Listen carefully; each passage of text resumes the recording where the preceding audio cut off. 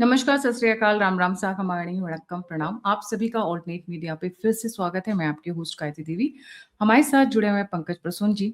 आज है 16 मई और 16 मई भारत के इतिहास में एक बहुत स्पेशल खास दिन है। अरे मैं आपको हिस्ट्री में लेकर नहीं जा रही हूँ, वर्तमान में ही है। तो वर्तमान में ही कुछ एक इतना बड़ा चेंज हुआ था जिससे एक पूरे के पूरे एम्पायर की जड़ें हिल गई। एक नए तरीके से कैंपेनिंग शुरू हुई और एक पूरा का पूरा डायनेस्टी राहुल गांधी का मजाक बन गया उस दिन के बाद से। पंकज में बहुत ज्यादा सस्पेंस नहीं रखूंगी। Over to you. 16 मई की इंपॉर्टेंस और वहां से शुरू करते हैं। Over to you. Gayatri ji, 16 मई 2014 पहली बार नरेंद्र मोदी ने शपथ ली देश के प्रधानमंत्री के रूप में। और हम 2026 16 मई को ये बातचीत कर रहे हैं। और उसके बाद देश में क्या बदला और कितना कुछ बदला हर कोई महसूस कर पा रहा है, चाहे वो पॉलिटिकल लैंडस्केप में हो, अर्थव्यवस्था में हो, देश के सामान्य जनों के बीच जो बातचीत का नैरेटिव है वो बदला। मैं 1947 15 अगस्त 1947 के बाद अगर सबसे कोई इंपॉर्टेंट डे पॉलिटिक्स के लिहाज से अगर बात करूं तो वो मुझे जो महसूस होता है वो है 16 मई 2014, क्योंकि एक पूरा का पूरा सिस्टम चल रहा था। और मैं बार बार अपने कई वीडियोज में एक बात करता हूं कि आने वाली पीढ़ियां भारत के इतिहास को कैसे पढ़ेंगी, कि आजाद भारत का इतिहास अगर कोई टॉपिक आएगा तो after Modi and before Modi यही पढ़ाया जाएगा। ये दो चीज में डिवाइड करके कि एक तो 1947 से लेकर बिफोर मोदी आने के वक्त कैसा था इंडिया और आफ्टर मोदी इंडिया कैसा है, यही इतिहास में पढ़ाया जाएगा आने वाले भविष्य को लेकर। एक एक करके अलग अलग स्फेयर पे हम चर्चा करते हैं। सबसे पहले पॉलिटिक्स की बात कर लेते हैं। तो इस देश में एक दौर कांग्रेस का था जिसे मैं राजीव गांधी तक मानता हूं, क्योंकि उसके बाद सिर्फ कांग्रेस का डाउनफॉल शुरू हो गया। बीच में आए यूपीए की सरकार, लेकिन दैट वाज नॉट कांग्रेस सरकार, वो यूपीए की सरकार थी। तो जो राजीव गांधी के बाद जो डाउनफॉल शुरू हुआ, आज 40 साल 35 साल के आसपास हो गए हैं, कांग्रेस कभी उससे उबर नहीं सकी। तो एक तो कांग्रेस का डाउनफॉल, सबसे बड़ी पार्टी। दूसरा, एक ऐसी पार्टी का उदय जो 2016 तक आप देखिएगा कि एक पूरा का पूरा एरा था कि राजीव गांधी के बाद से किसी को भी पूर्ण बहुमत नहीं मिली थी। 2014 में पहली बार किसी गैर कांग्रेसी पार्टी की पूर्ण बहुमत की सरकार बनी। और पूर्ण बहुमत इस सेंस में बोल रहे हैं कि कंप्लीटली गैर कांग्रेसी सरकार इसे कहा जाता था। और 2014 के बाद से ये मजबूत मजबूत मजबूत होती चली गई। और 12 साल बाद जब हम खड़े होकर यहां देखते हैं तो जो 2014 में जो बीजेपी की स्थिति थी उससे कई गुना ज्यादा मजबूत आज 2026 में लग रही है। मैं पहली बार ऐसी पूरी दुनिया में देख रहा हूं कि 12 साल शासन करने के बाद किसी पॉलिटिकल पार्टी की लोकप्रियता बढ़ रही है। और हाल में जो बंगाल का चुनाव हुआ उसमें आप देख सकते हैं, आज से अगर कोई छोड़िए 10 साल, अगर साल भर पहले भी कोई पूछता कि बंगाल बीजेपी जीत रही है, पूर्ण बहुमत की सरकार बना रही है, तो लोग उसका मजाक उड़ाते, बोलते क्या बात कर रहे हो, बंगाल में पूर्ण बहुमत बीजेपी का हो ही नहीं सकता। लेकिन एक एक करके कैसे कैसे राज्यों को इन्होंने जीता है। 2014 के बाद पहला इनका चैलेंज आया था 2017 में। उत्तर प्रदेश जैसा बड़ा राज्य, चौथे नंबर की पार्टी थी उस वक्त भारतीय जनता पार्टी, चौथे नंबर की पार्टी। और जब चुनाव होता है 2014 में तो वो पार्टी को 80 में से 70 से प्लस सीटें मिल जाती है, चौथे नंबर की पार्टी की। बाकी कहीं इस तरह का उदाहरण मैंने नहीं देखा। अगर किसी को कुछ याद आता हो तो बताओ। और वो हो रहा है देश के सबसे बड़े राज्य में, कोई ऐसा छोटा सा राज्य नहीं है कि जहां ये हो रहा है। नॉर्थ ईस्ट के बारे में कभी कहा जाता था कि वो सबसे मजबूत गढ़ है कांग्रेस की, क्रिश्चियनिटी की वजह से, वो सब वजह से। आज जाके देखिए कि नॉर्थ ईस्ट में बीजेपी की सरकारें हैं, एनडीए की सरकारें हैं। आसाम से लेकर शुरू कीजिए, ये हैरान कर देने वाला है। इसके बाद आप देखिए बिहार जैसे राज्य के बारे में, वहां नैरेटिव चलता था ये कि एकमात्र ऐसा राज्य है जहां बीजेपी का मुख्यमंत्री कभी नहीं बन सका। हिंदी भाषी राज्यों में ये बोलते थे, लेकिन 2026 में वो सपना भी पूरा हुआ। और मतलब आज के तारीख में आप कुछ भी बोल दीजिए तो लोग यकीन कर लेंगे कि हाँ, बीजेपी है तो कर सकती है, मोदी है तो मुमकिन है। पॉलिटिक्स में कम से कम ये रीजनल पार्टियां जिनका दबदबा था पूरे देश की राजनीति पे, आज देखिए रीजनल पार्टियों का क्या हाल है, शरद पवार का क्या हाल है, शिवसेना का क्या हाल है, बसपा का क्या हाल है। इन सब का देखिए कि क्या क्या स्थिति थी और कहां से कहां तक ये पहुंच गए। अगर 2014 के पहले कोई अगर बोलता आपसे भी कि 3 लगातार लोकसभा चुनाव में कांग्रेस जैसी पार्टी को 100 सीटें भी नहीं आ सकेगी, 100 सीट को नहीं टच करेगी 3 लोकसभा चुनाव जीतकर, तो अगर 2013 में भी ये बात बोलता तो आप उसका मजाक उड़ाते कि ऐसा हो ही नहीं सकता, कांग्रेस जैसी पार्टी को 100 सीट भी नहीं मिलेगी, ये इम्पॉसिबल है। लेकिन हुआ है, हमने सब वो अपनी आंखों के सामने देखा है। और इसलिए मैं बोलता हूं कि सरदार वल्लभ भाई पटेल के बाद सबसे स्ट्रॉन्गेस्ट पॉलिटिकल लीडर अगर आया है तो मैं सिर्फ नेतृत्व के बारे में नहीं कर रहा हूं, मुझे अमित शाह लगते हैं, ईमानदारी से बताऊं तो।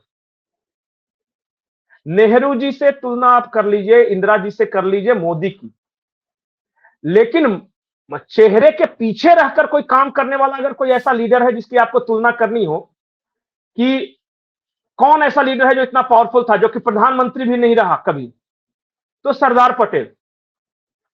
और अमित शाह ने जिस तरीके से इस पार्टी को खड़ा किया 2014 के बाद, पहले फेज में हर शहर में बीजेपी का ऑफिस होगा, और सिर्फ ऑफिस होगा नहीं, वो फंक्शनल ऑफिस होगा, उसमें 10 लोग हमेशा बैठे रहेंगे, उसमें रोज 50 लोग आके मिलने आएंगे, ऐसा कॉन्सेप्ट तैयार किया। तो ये तो हर जिला हो गया। उसके बाद जो बीजेपी में इन्होंने सबसे बड़ा परिवर्तन किया वो पन्ना प्रमुख और बूथ पालक। पार्टी थी, कार्यकर्ता थे, लेकिन रिस्पॉन्सिबिलिटी हर कार्यकर्ता के जिम्मे एक खास रिस्पॉन्सिबिलिटी दी है कि तुम्हें यह काम करना है। तो बूथ लेवल से लेकर ऊपर के लेवल तक जो हायरार्की इन्होंने विकसित की उस पार्टी के अंदर, और विपक्षी भी, इनके विरोधी भी कहते हैं कि BJP is election winning machine. तो इस मशीन को इलेक्शन विनिंग मशीन बनाया किसने? मुझे लगता है कि अमित शाह के अलावा किसी के बूते ये नहीं था कि एक ऐसी पार्टी बना ले जो कि नेक्स्ट लगभग इनविंसिबल हो जाए, कि जिसको कोई हरा ही नहीं सके, और जो पार्टी जिस राज्य पे उंगली रख दे ऐसा लगे कि वो राज्य उसका हो जाएगा। ये 10-12 सालों में सत्ता में रहने के दौरान किया है। आप लाख आलोचना कर लो कि ये हो रहा है, वो हो रहा है, वो आप कर सकते हो, ये आपका फ्रीडम है, लेकिन जरा बताइए पूरी दुनिया के इतिहास में, पूरी दुनिया के इतिहास में कि एक आदमी ने एक ऐसी पार्टी विकसित कर दी जो कि हर बूथ से लेकर और ऊपर तक वेल ऑर्गेनाइज्ड है, वेल डिसिप्लिन है, एक कमांड सेंटर है जो कि ऊपर से आता है और नीचे वाले फॉलो करते हैं। बीजेपी के बहुत सारे जो नेता है, जो मेरे भी संपर्क में है, वो कहते हैं यार काम बहुत मिला हुआ है, जब चुनाव हो या ना हो टास्क जरूर रहता है उनके पास। ये टास्क से कोई इनकार नहीं किया जा सकता। ये मैं कम्युनिस्ट पार्टी ऑफ चाइना को मानता हूं कि इसके करीब अगर कोई है, लेकिन वहां सिर्फ वही है, इस वजह से वो उतने स्ट्रांग है। बाकी पूरी दुनिया में किसी भी देश में नहीं है जो भारतीय जनता पार्टी अभी जो इसमें है, भारत में है। आप देख लीजिए, किसी भी देश में आपको नहीं मिलेगा। और एक व्यक्ति जिसने बनाया है वो अमित शाह ने इसको किया है, बनाया है। बंगाल के चुनाव में जीत के बाद विपक्ष हताश है। जरा सोचिए ना कि इतना बड़ा मुद्दा, पेट्रोल बढ़ गया, वो सिर्फ ट्विटर और मीडिया में बयानबाजी करते रह गए, सड़कों पर वो एक आंदोलन तक नहीं खड़ा कर सके। कांग्रेस लाख कुछ भी दावा कर ले, रोड पे, सड़कों पे आप राजनीति में दिख ही नहीं रहे कहीं। आप बूथ पर नहीं दिख रहे हैं, सड़क पे नहीं दिख रहे हैं, आप दिख रहे हैं सिर्फ सोशल मीडिया में। और आप खुश हो लीजिए, चाहे जितना कोई खुश हो ले, लेकिन जब तक अभी जो स्थिति है वो आप एक बच्चे से भी जाके पूरे भारत में पूछिए कि अगला लोकसभा चुनाव कौन जीतेगा। जैसे जो बहुत विरोधी होंगे, मोदी के विरोधी होंगे, तो वो कहेंगे कि बैलेट बॉक्स से करा दो, बैलेट पेपर पे करा दो, तब जीत जाएंगे। लेकिन वर्तमान परिस्थिति में कोई नहीं कहेगा कि हम जीत रहे हैं। और कांग्रेस सिर्फ इस बात पर खुश है कि वो लड़ती हुई दिख रही है। राहुल गांधी सिर्फ इतना कह पाते कि मैं डरता नहीं हूं, वो कभी नहीं कह पाते कि मैं जीत रहा हूं। वो सिर्फ बोलते हैं कि मैं डरता नहीं हूं, मैं संघर्ष कर रहा हूं। एकमात्र ऐसी पार्टी है जो बीजेपी के सामने खड़ी हो सकती है, तो वो खड़ा होकर ही खुश है। आपको याद होगा कि 2024 के लोकसभा चुनाव में 99 सीट लाकर जश्न मना रही थी सुप्रिया सिन्हा, ऐसे ऐसे कर रही थी, और ये 244 लाकर दुखी थे। तो पैरामीटर कितना अंतर हो गया है। ये एक बहुत बड़ा चेंज है भारत के पॉलिटिकल लैंडस्केप में। ये तो पॉलिटिकल में हो गया, पार्टियों की स्थिति हो गई। समाज में आप देखिए, 2014 के पहले जो बातें बोलने में एक आम जनमानस या हिंदू संकोच करते थे, डरते थे, आज खुलकर उसको बोल रहे हैं। विमर्श समाज का बदल गया।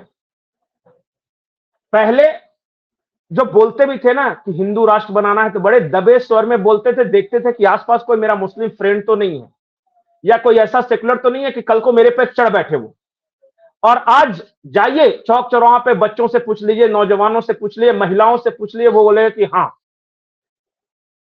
राम मंदिर बना दिया, 370 धारा हटा दी, नक्सलवाद खत्म कर दिया, नॉर्थ ईस्ट से लगभग सफाया कर दिया पूरे मिलिटेंसी को, लगभग।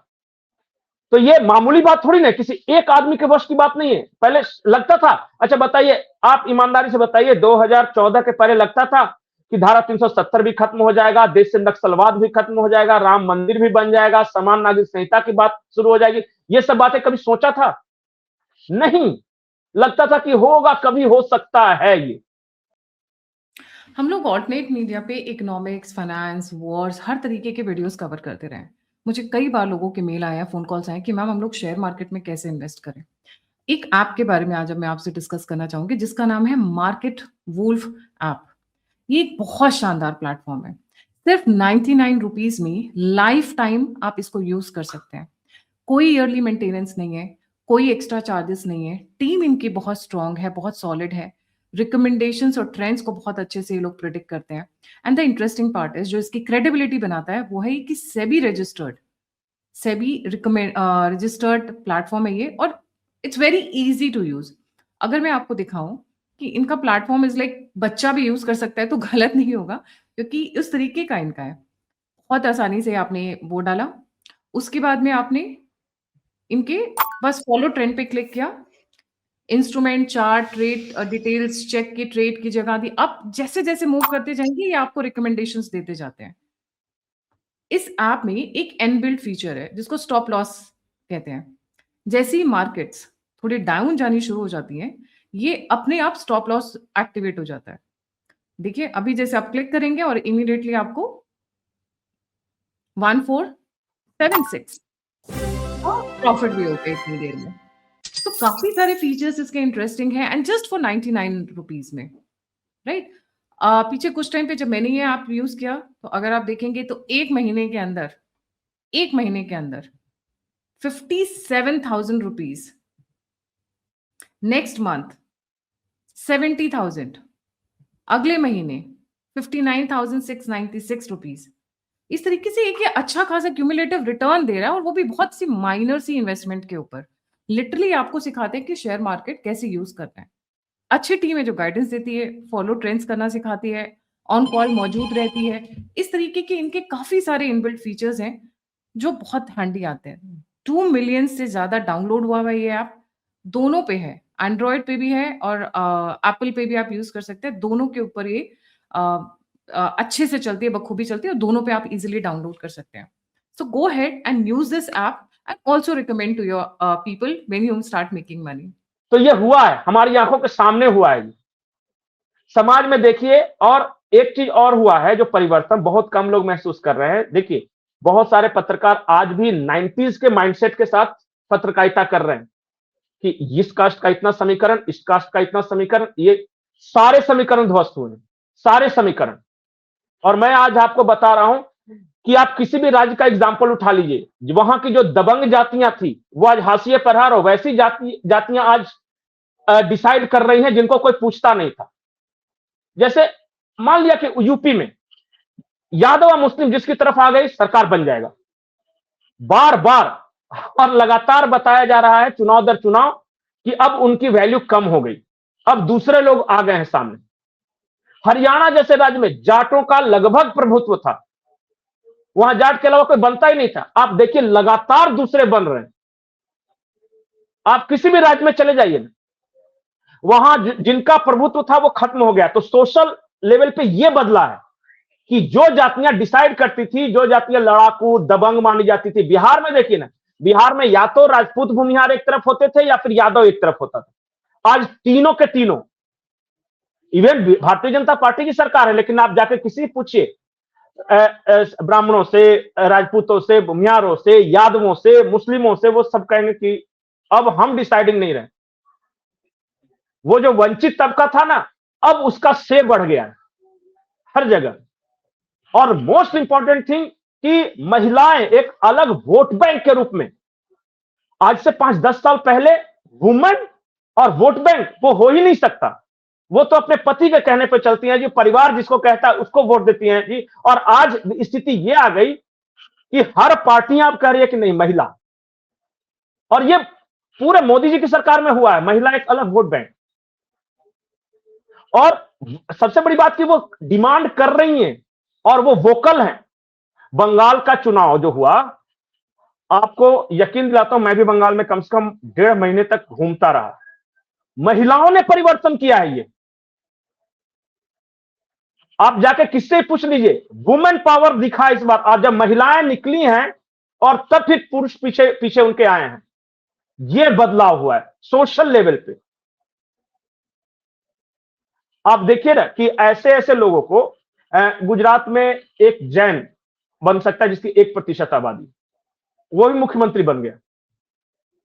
तो पुरानी धारणाएं बिल्कुल ध्वस्त हो गई कि इस राज्य में यही चाहिए, यही रहेगा तभी हो सकता है, ये सब हो गया। तो ये तो सोशल लेवल पे हुआ। अब आप आइए आर्थिक लेवल पे। मैं आपको एक चीज पूछता हूं, 2013 से पहले 2013 से पहले इस देश में आर्मी मैन्स के जूते और AK-47 की गोलियां भी मंगाई जाती थी। हम इंपोर्ट कर रहे थे।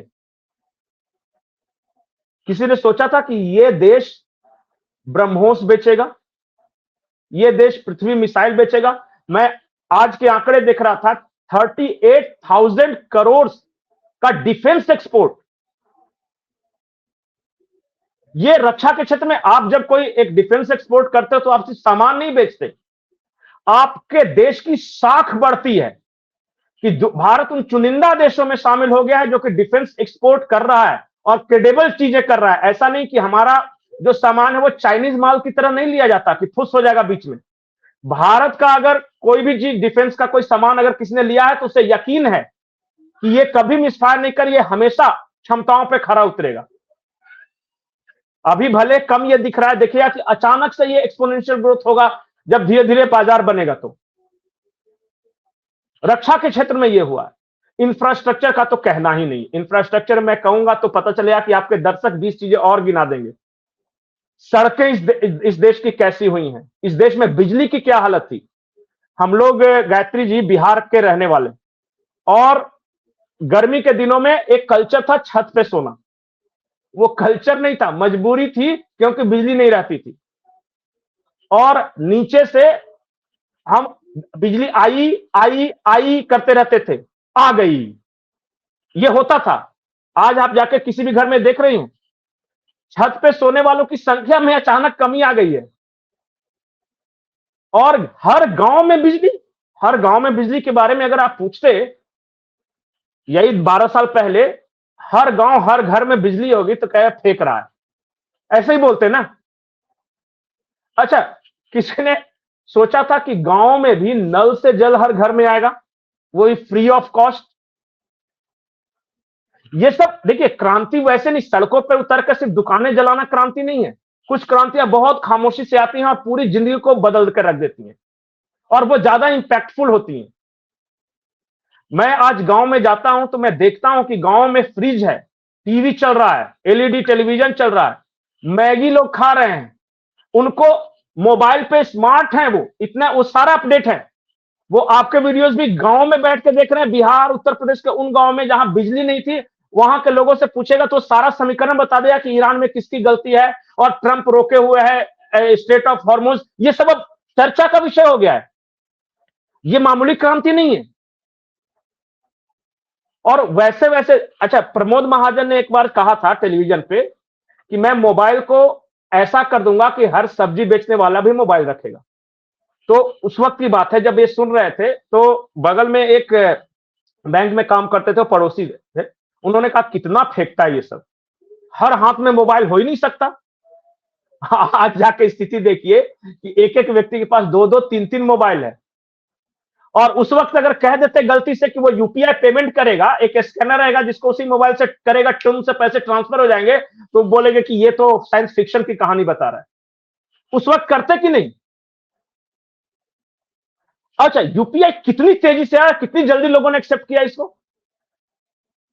मूंगफली बेचने वाले से लेके नारियल पानी बेचने वाला, हर जगह जाके देखिए, अरे 5-5 रुपए 10-10 रुपए ऐसे यूपीआई में कर रहे हैं जैसे कि अपना बैंक अपने हाथ में है। वो जब पैसे उसमें मंगा लिए, जब पैसे, ये पॉसिबल था क्या? जरा सोच के देखिए। आज हो गया तो लग रहा है कि आसान चीज है। तो पूरी जीवन शैली बदल गई है, पूरी जीवन शैली, चाहे डाटा के वजह से, बिजली के आने से, सड़कों के आने से। और मैं बिल्कुल, ये अर्थशास्त्रियों को छोड़ दीजिए, मैं तो ये कहता हूं जो आम जनता महसूस करती है वो सच्ची बात, और जो आम जनता महसूस नहीं करती है वो झूठा। आम जनता से पूछिए कि आज से 10 साल 12 साल पहले आपकी जिंदगी कैसी थी और आज कैसी थी। जिसके घर में साइकिल था वो आज बाइक पे घूम रहा है, जिसके घर में बाइक था उसके यहां कार आ गई है, सड़कें हो गई है, गांव में ये साउंड सिस्टम बज रहे हैं। पूरा पूरा बदल गया। अच्छे कपड़े पहन रहे, अच्छा खाना खा रहे हैं लोग। ये मैं तो तुलना अगर करूं तो इन 12 सालों की तुलना 50 साल से कीजिए ना। देश के आजादी से लेकर राजीव गांधी तक नरसिम्हा राव ने नो डाउट बहुत कुछ दिया इस देश को, इसलिए मैं हमेशा उस व्यक्ति को सैल्यूट करता हूं। उसके पहले तक कितने साल होते हैं, 1947 से नरसिम्हा राव के आने तक, 1991 1992 तक, आप वो परिवर्तन देखिए। और उसके बाद जो ड्रास्टिक चेंजेस हुआ, जितनी तेजी से चेंज हो रहे हैं वो देखिए। आज हम एआई की बात कर रहे हैं, सेमीकंडक्टर्स की बात कर रहे हैं कि नहीं? कितना तेजी से समाज बदल रहा है। तो ये सब मैं देखता हूं तो मैं कभी कभी सोचता हूं कि ये क्या हो रहा है। और मेरे पिताजी भी बोलते हैं कि हमने अपनी जिंदगी में जितना बदलाव देखा है समाज में, उतना शायद किसी पीढ़ी ने नहीं देखा होगा।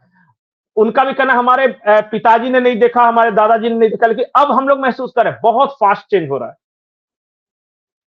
तो ये सब जो बदलाव हो रहे हैं इन 10-12 साल में, मतलब कि आप छोड़ दीजिए शहर शहर मेट्रोज। हम लोग बचपन में सिर्फ कलकत्ता मेट्रो का नाम सुने थे, कलकत्ता में कोई मेट्रो आया है, और जब कलकत्ता जाना तो घूमने के लिए वो मेट्रो जरूर देखना। और आज देश के 27 शहरों में विद इन 12 ईयर्स मेट्रो सेवाएं चल रही हैं या बन रही हैं, वो अंडर प्रोसेस है। जब से अंग्रेज बना के गए थे तब से रेलवे स्टेशन जैसे तैसे, ये देखिए, ये है विक्टोरिया टर्मिनस, इसे अंग्रेजों ने बनाया था। ये है ये काशी का रेलवे स्टेशन, जिसे अंग्रेजों ने बनाया। अरे अंग्रेजों के बाद क्या हुआ, अब ये सारा रिनोवेट हो रहा है एक साथ, पूरे railway station, airport facilities. Airports की संख्या देखिए कितनी बड़ी है इस देश में। और लिटरली आज जितने लोग फिर से वो गालियां देंगे कि अरे फेयर प्राइस बढ़ा दिया, ये कर दिया, लेकिन जरा पूछिए अपने से। हम तो खैर 90s के बच्चे हैं तो हमें पता है, हमारे लिए हवाई जहाज अमीर लोगों की चीज हुआ करती थी। सिनेमा में देखते थे कि हवाई जहाज आया और उसको रिसीव करने गया, और आज सब ट्रेवल कर रहे हैं। मेरे पिताजी कहते थे कि जिस दिन तू बड़ा आदमी बनेगा ना, एक बार हवाई यात्रा जरूर करवा देना। वो ख्वाब था मिडिल क्लास का। अब देखिए, पता चला कि यंगस्टर्स जो कॉलेज गोइंग स्टूडेंट्स, वो भी प्लेन से जा रहा हूं, मैं बेंगलोर जा रहा हूं। नया बच्चा जो 1-2 साल नौकरी ज्वाइन किया है, वो प्लेन आराम से, अब उसके लिए नॉर्मल चीज हो गई। हुई है कि नहीं? मैं अगर गलत बोल रहा हूं तो बताइए। तो ये बदलाव आया है देश में, ये आर्थिक क्षेत्र में, सामाजिक क्षेत्र में ये बदलाव आया है। डाटा की मैं बात छोड़ देता हूं कि कितना जीडीपी परसेंटेज है, कितना ये है, वो सब देखिए।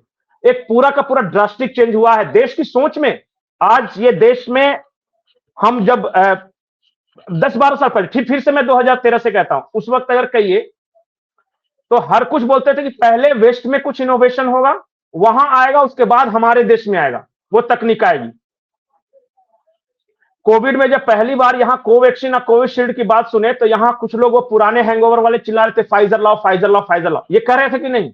उनको यकीन ही नहीं था कि भारत जैसा देश इतनी तेजी से वैक्सीन बना देगा, 140 करोड़ लोगों को लगा देगा और 80 देशों को और फिर से एक्सपोर्ट भी कर देगा, और that too within 6 to 7 months. ये ड्रीम की तरह, सपना ही है वो। तो मैं यूपीआई को सपना मानता हूं, कोविड वैक्सीन को सपना मानता हूं। ये सब सपने हैं कि जो कि हमारी आंखों के सामने पूरा हो गया, पता नहीं चला कभी। हम तो वो जनरेशन के हैं गायत्री, जो एंटीना को हिला हिलाकर देखते थे कि सिग्नल आया कि नहीं, रामायण देखने के समय। वो हमने देखा, हवा चल जाता था, घूम जाता था, और हर घरों में वाईफाई लगा है, और यू विश कि आपको क्या देखना है।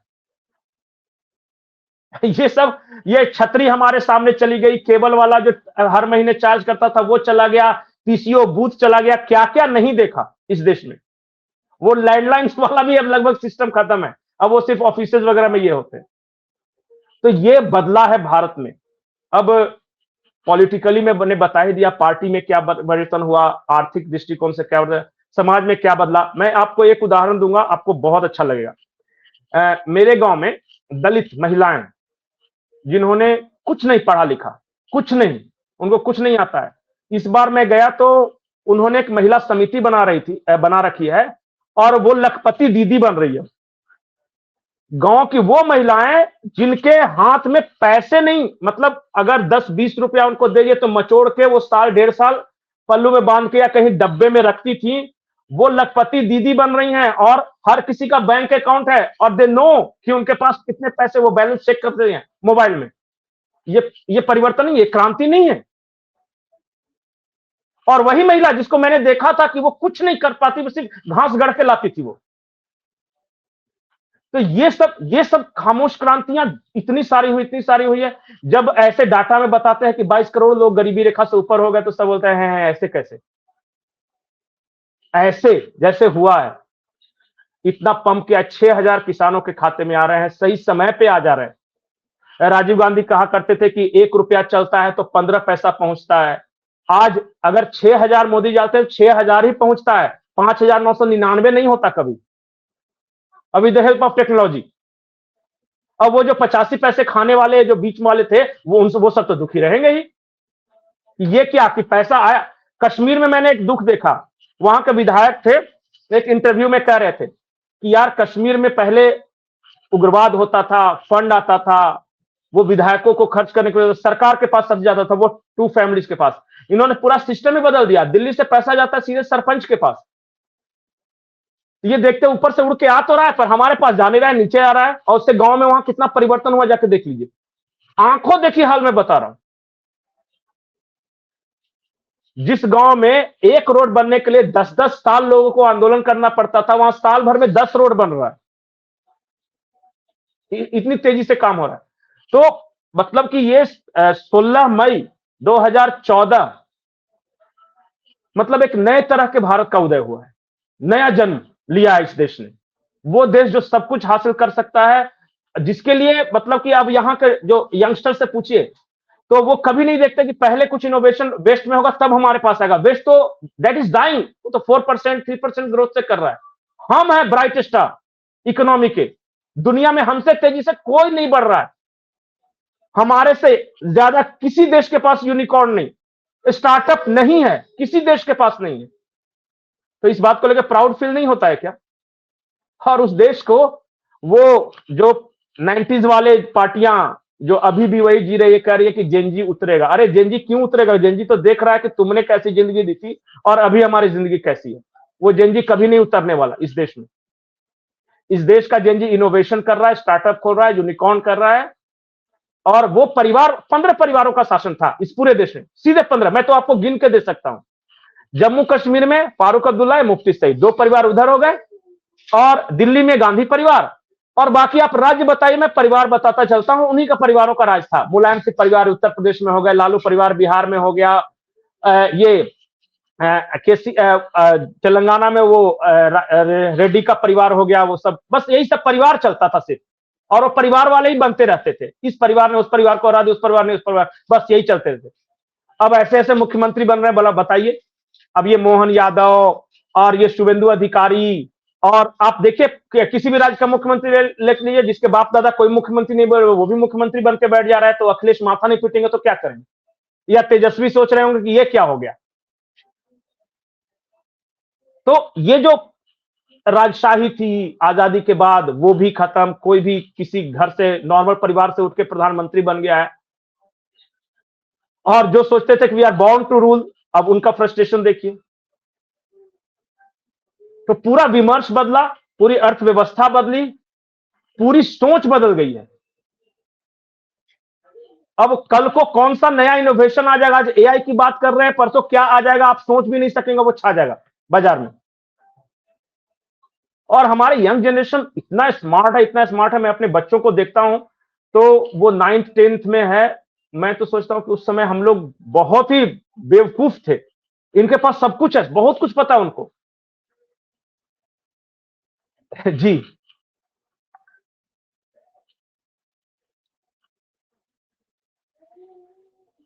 जी, आपकी आवाज नहीं आ रही।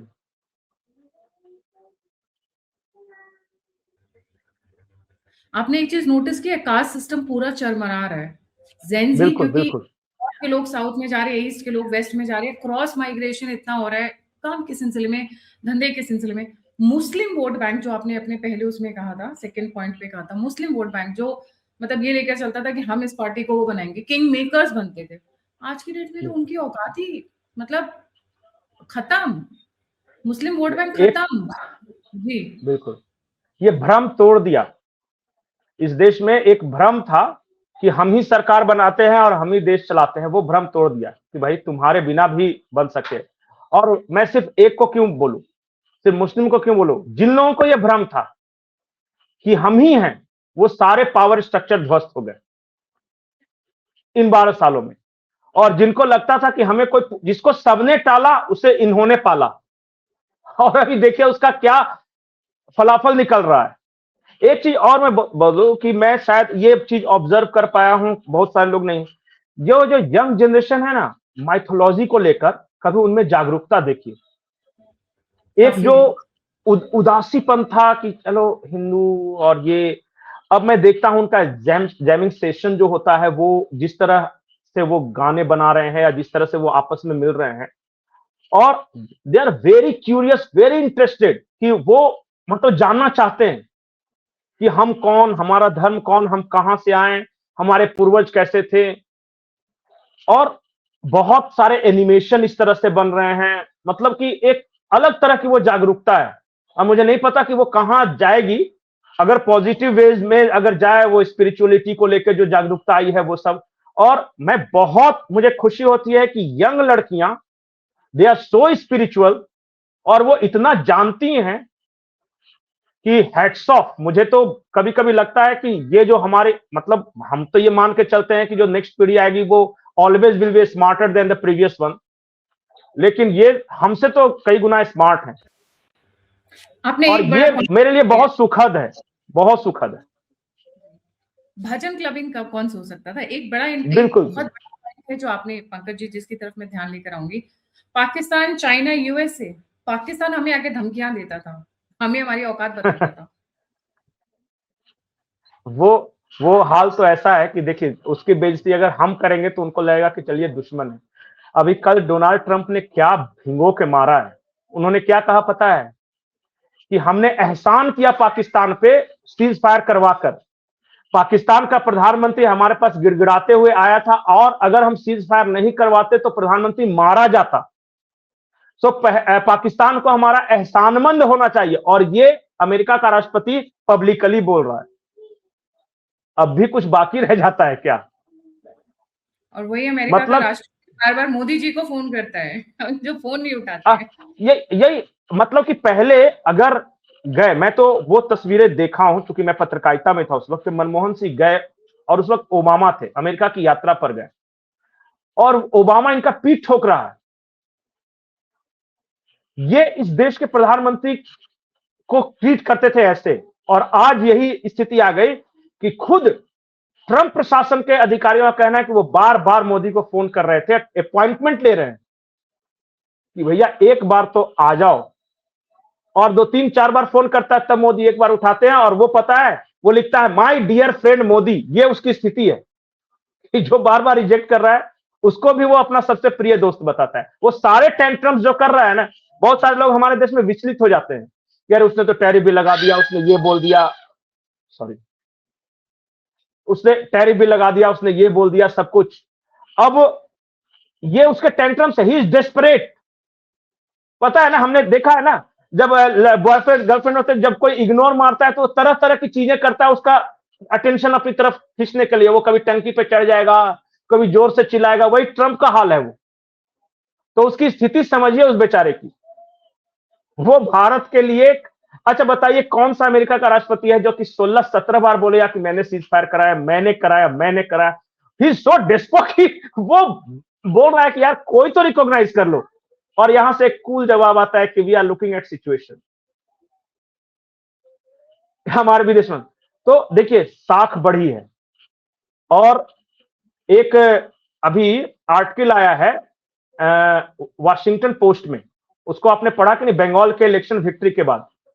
उसमें एक लाइन बड़ी अट्रैक्टिव लिखी है। उसमें लिखा है कि पूरे यूनिवर्स में किसी एक व्यक्ति ने सबसे ज्यादा वोट अपने फेवर में पाया है तो वो नरेंद्र मोदी है। और आज तक के इतिहास में बताया किसी भी देश का किसी भी काल में एक व्यक्ति को उतना वोट नहीं मिला टोटल जोड़ के जितना नरेंद्र मोदी को मिला है।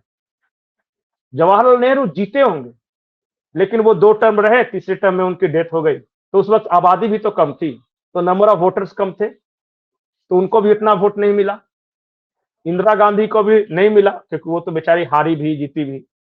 नरेंद्र मोदी तो अपने लाइफ में एक इलेक्शन नहीं हारे, 3 बार मुख्यमंत्री, 3 बार प्रधानमंत्री, और जीतते ही जा रहे हैं। मुझे लगता है कि ये जब स्वयं डिसाइड कर लेंगे कि आज के बाद से चलो हो गया, इस यात्रा को विराम देते, तभी हारेंगे। नहीं तो जब तक है तब तक तो दिख नहीं रहा है। अब कुछ ऐसा आश्चर्य हो जाए तो अलग बात है। और ये लिखा है, अब फॉरेन प्रेस भी ये कह रहे हैं कि दुनिया में सबसे ज्यादा लोकतांत्रिक तरीके से वोट गार्नर करने वाला अगर कोई व्यक्ति हुआ है पूरे यूनिवर्स में तो वो नरेंद्र मोदी हुआ। वेस्ट मीडिया ये लिख रही है, तो जरा सोचिए कि कहां स्थिति पहुंची। हमें प्रेस मीडिया की वैलिडेशन की जरूरत नहीं है। I don't give a dam, because हमें पता है हमारे लिए कौन सही है। बट सोचने वाली बात है कि ईरान और यूएस का वॉर है पर शिप्स हमारी निकल कर आती हैं। रशिया यूक्रेन का वॉर है बट बच्चे हमारे, सारा सब कुछ रोककर हमारे बच्चे निकल आते हैं। डिप्लोमेटिक साइड पे जियोपॉलिटिकली जो गेम्स इन्होंने खेली है, मास्टर मैन्यूवरिंग जिसको कहते हैं, वो आई थिंक अनमैच्ड, अनपैरेलल, कोई एग्जाम्पल नहीं है हिस्ट्री में। राइट, जिस तरीके आईएमएफ निकल रहा है, व्लादिवोस्टॉक से दूसरा रूट निकालने की तैयारी हो रही है। चाहे वो सप्लाई चेन मैनेजमेंट हो, मलक्का के थ्रू चाइना को मैसेज देना हो कि डोंट यू डेयर इस तरफ आंख उठाकर मत देखना। List is big, very big. और लोग बोलते हैं मोदी ने किया क्या है। मोदी ने जो किया आपकी 10 पुश्तें याद रखने वाली हैं, क्योंकि वो आज की तैयारी नहीं कर रहे हैं, वो आने वाले भारत के 50 सालों की तैयारी कर रहे हैं। उसकी वो फाउंडेशन रख रहे हैं, उसका आधारशिला बना रहे हैं। जी देखिए, क्रिटिसाइज तो हर कोई होगा। इस देश ने राम, सीता, कृष्ण को नहीं छोड़ा, तो ये मोदी क्रिटिसिज्म रहेगा, और चलिए होना भी चाहिए किसी भी समाज में। लेकिन जो उपलब्धि है ना, अगर उपलब्धियों की लिस्ट बनानी शुरू की जाए तो 1947 से उपलब्धियों की लिस्ट की बात कर रहा हूं, मुझे नहीं लगता कि मोदी से ज्यादा उपलब्धि किसी भी लीडर के पास होगी। और किसी ने इस हद तक लोगों को इन्फ्लुएंस किया होगा। एक जमाना था जब कहते थे कि कोई पार्टी नहीं है, आजादी दिलवाई थी तो कांग्रेस तो एक इंडिपेंडेंट हैंगओवर था जिसकी वजह से कांग्रेस ने वो राज किया, और कोई सामने नहीं था। यहां सब सामने रहते हुए सबको ध्वस्त करना और फिर अपने आप को ये अचीव करना, वो अपने आप में इट्स लाइक ए ड्रीम। नहीं मानने वाले मत माने, देखिए किसी को जबरदस्ती तो किया नहीं जा सकता, लेकिन जो है वो सबके सामने है। और सबसे बड़ा मेरिट मैं इस व्यक्ति का मानता हूं, टीम। क्या टीम बनाता है यार ये। आप किसी भी इंसान को देखिए कि वो इंसान उस अपने अपने फील्ड में वो मास्टर है, तो वो मोदी की टीम में आपको मिलेगा। कहां किसके पास अमित शाह भी हैं, जयशंकर भी हैं, किसके पास डोभाल भी हैं, मतलब कि कहीं भी अनमैच टीम। अच्छा, राज्यों के मुख्यमंत्री को लीजिए, कौन ऐसी पॉलिटिकल पार्टी नहीं ख्वाब देखती हो कि मेरे पास एक योगी आदित्यनाथ होते, मेरे पास एक हिमंता विश्व शर्मा होते, शुभेंदु अधिकारी होते, वो फडणवीस होते, किस पार्टी का ये ख्वाब नहीं होगा? हर पार्टी ये सोचती जरूर होगी, सपना जरूर देखती है, लेकिन जब नहीं मिला तो कोस रहे हैं, क्या करें? नहीं, तब गौरव गोगोई जैसे ढूंढ के ला रहे हो और गौरव गोगोई जैसे लाते। पवन दोनों ने एक जी दूसरे जी से बड़ी अच्छी इंस्पिरेशन ली थी कि तूने उसने मेरी बीवी को टारगेट किया तो उसकी बीवी को टारगेट किया। Anyways, market wolf app 2 million से ज्यादा डाउनलोड हुआ हुआ ये ऐप, दोनों पे है, एंड्रॉयड पे भी है और एप्पल पे भी आप यूज कर सकते हैं। दोनों के ऊपर ये अच्छे से चलती है, बखूबी चलती है और दोनों पे आप इजीली डाउनलोड कर सकते हैं। So go ahead and use this app and also recommend to your people when you start making money. देखिए, जिन्होंने ज़मीन पर बहुत काम किया है ना पंकज जी, उनको समझ में आता है कि आम जनता किस चीज़ से गुज़रती है। जो चांदी का चम्मच लेकर पैदा हुए उनको कुछ समझ नहीं आता बिकॉज़ उन्होंने वो हार्डशिप्स देखी नहीं है लाइफ में, कि 2 वक़्त की रोटी जुटाने में भी बहुत मेहनत जाती है और वो मोदी जी ने सफ़र किया, उनकी टीम ने। तड़ी पार आज भी कहते हैं ना लोग शाह को, ह्यूमिलिएटिंग वे में कहते हैं ना, और जो लोग कहते हैं वो सब निपट जाते हैं। इंटरेस्टिंग बात तो ये है, एक वो ताड़का थी अरविंद केजरीवाल के पीछे बैठ के कश्मीर फाइल्स पे इतनी जोर-जोर से हँस रही थी, तो दिल्ली की जनता ने ही उसको सबक सिखाया ना। ये जनता ये सब देख रही है। जनता से बढ़कर मैं तभी कहती हूँ जनता जनार्दन। जो जनता की नब्ज़ समझ जाए, उनकी उनकी परेशानियों को समझ जाए, उनके सुख-दुःख को समझ जाए, वही राजनेता है और उसी को राज करना आता है। जी। Thank you so much Pankaj ji for joining. It was a very wonderful session. जाने से पहले सभी व्यूअर्स से रिक्वेस्ट है, please don't forget to like, subscribe and share the alternate media. अगर आप मेरी मदद और सहायता करना चाहते हैं तो गिवन नंबर और यूपीआई पे आप मुझे कंट्रीब्यूट कर सकते हैं। आप मुझसे जुड़ना चाहते हैं, इन्फॉर्मेशन शेयर करना चाहते हैं तो सभी के सभी लिंक्स डिस्क्रिप्शन बॉक्स में हैं। इसी के साथ जय हिंद, जय श्री राम, हर हर महादेव।